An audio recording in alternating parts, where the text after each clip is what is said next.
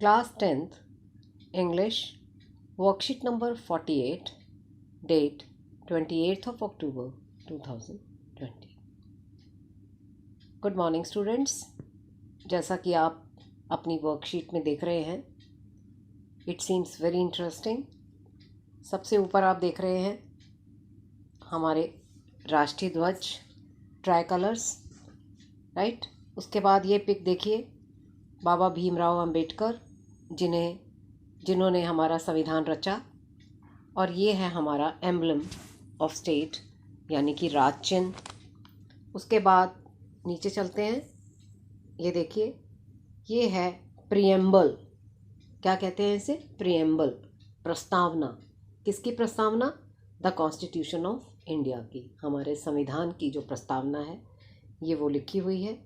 और यह प्रस्तावना इस तरह का बिल्कुल आपने अपनी एनसीईआरटी की बुक्स में भी देखा होगा, और वहाँ पर भी ये सब लिखा होता है. अब इसमें है क्या, ये हम इसमें आज की वर्कशीट में हम पढ़ेंगे और इसे समझने की भी कोशिश करेंगे. तो first of all, right your name here.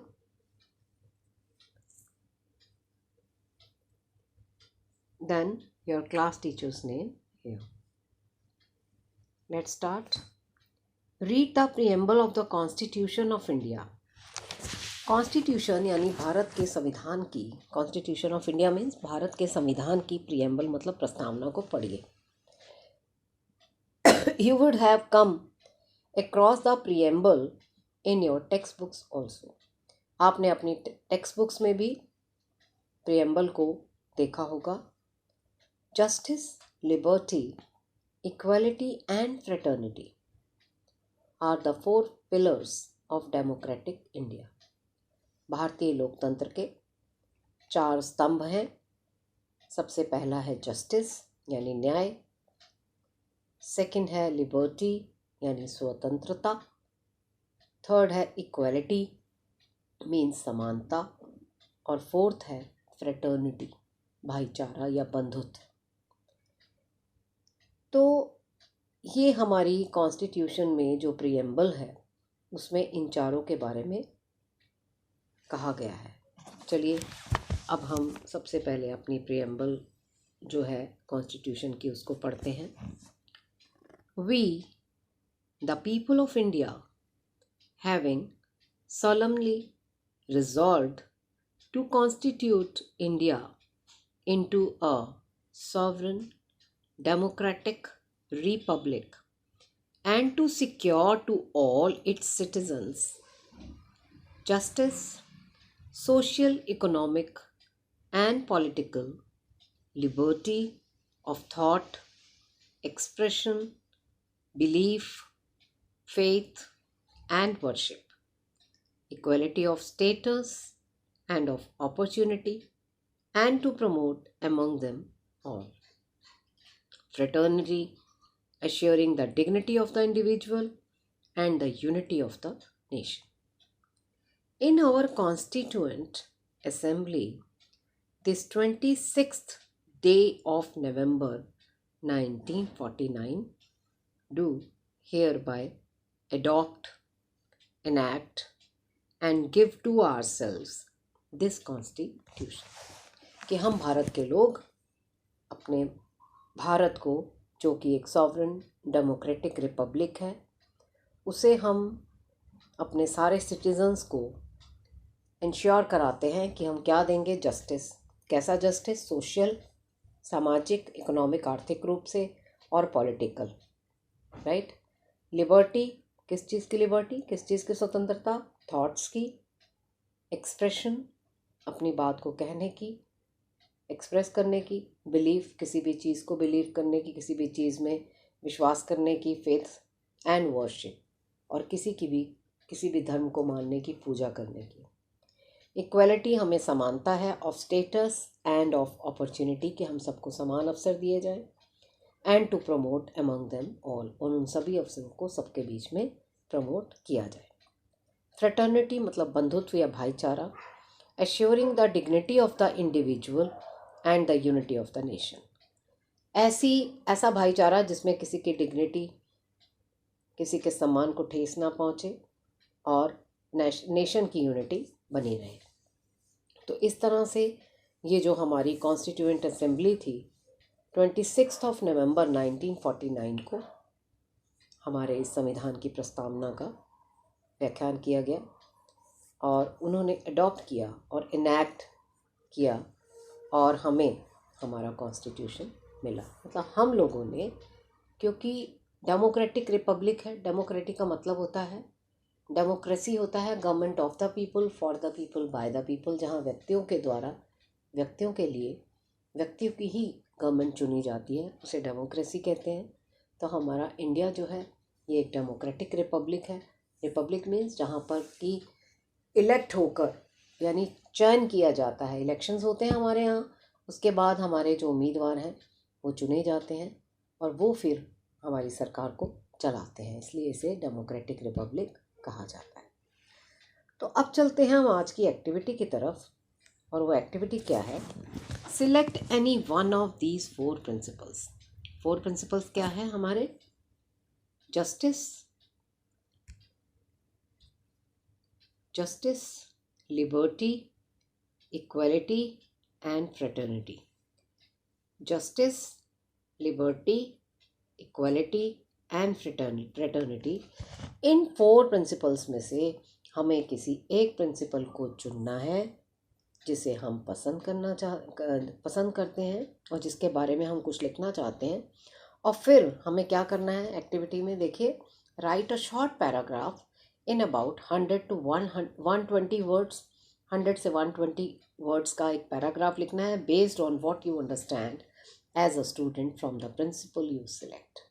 कि आपने जो सिद्धांत चुना है एज ए स्टूडेंट, आपको उसके बारे में आप क्या अंडरस्टैंड करते हैं, क्या समझते हैं। तो हमने प्रिंसिपल सिलेक्ट किया, सिद्धांत सिलेक्ट किया इक्वालिटी, समानता। तो चलिए इस पे हम कुछ लिखने की कोशिश करते हैं। Equality is defined as the condition of being equal और the same in quality, measure, esteem और वैल्यू।